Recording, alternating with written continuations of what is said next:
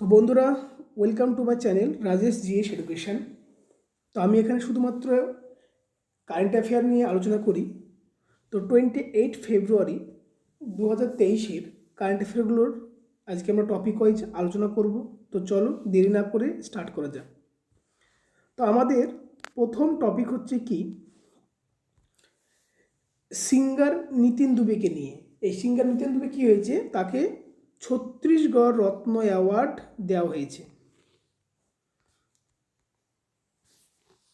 কি হয়েছে? ছত্তিশগড় রত্ন অ্যাওয়ার্ড দেওয়া হয়েছে কাকে? নিতিন দুবেকে।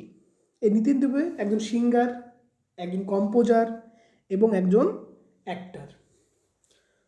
তো এছাড়া যদি আমরা ছত্তিশগড় সম্পর্কে আরও কিছু জানতে চাই তবে দেখা যাক। তো মোটামুটি হচ্ছে আমাদের ভারতের ম্যাপে এটা হচ্ছে ছত্তিশগড়ের লোকেশান। এই ছত্তিশগড়টা আমরা জানি মধ্যপ্রদেশ থেকে ভেঙে তৈরি হয়েছিল।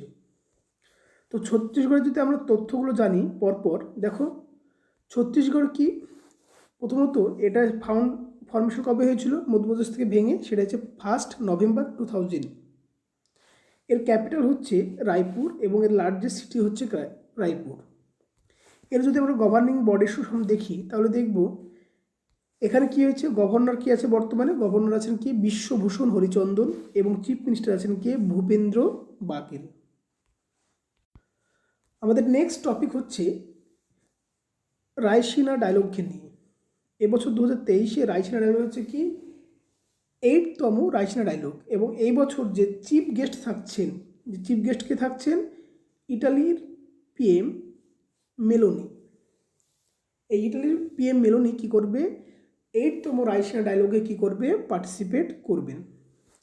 পরবর্তী আমাদের টপিক হচ্ছে অ্যাবাউট অ্যাশেজ কাপ এবং অ্যাশেজ কাপের বিষয় নিয়ে। তো এটা হচ্ছে কি, অ্যাশেজ কাপ 2023 কী হচ্ছে ডিক্লেয়ার করা হয়েছে, যেখানে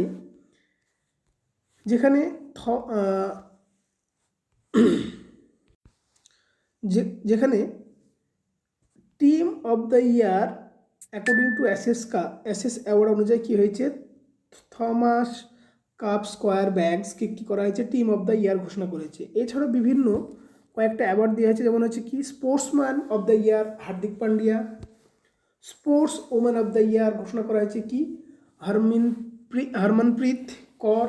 এবং আমাদের নেক্সট টপিক হচ্ছে কি about India tops list of global internet shirt.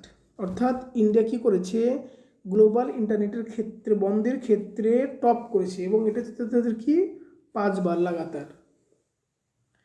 এই যে ইন্টারনেট সার্ট মানে যে কোনো ইস্যুতে কী করে গভর্নমেন্ট কী করে, কোনো না কোনো জায়গার কী করে ইন্টারনেটটাকে সাময়িকভাবে কী করে বন্ধ করে দেয়।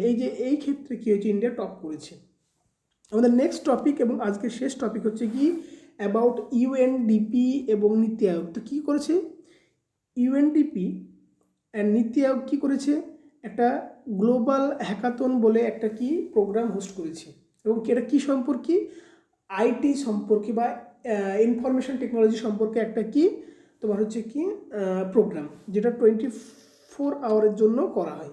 এবং আমরা যদি জানি ইউএনডিপি সম্পর্কে যদি একটু জানতে চাই, দেখো ইউএনডিপি কি, একটা হচ্ছে কি ইউএনেরই একটা শাখা, যেটা হেডকোয়ার্টার হচ্ছে কি নিউ ইয়র্ক। এবং নীতি আয়োগ সম্পর্কে যদি আমরা নীতি আয়োগ জানি, আমাদের এটা প্রথম ফরমেশন হয়েছিল 1 জানুয়ারি 2025-এ। এবং এটা ছিল কি প্ল্যানিং কমিশনের আপডেট ভার্সন, বা এটাকে think tank of the government বলা হয়।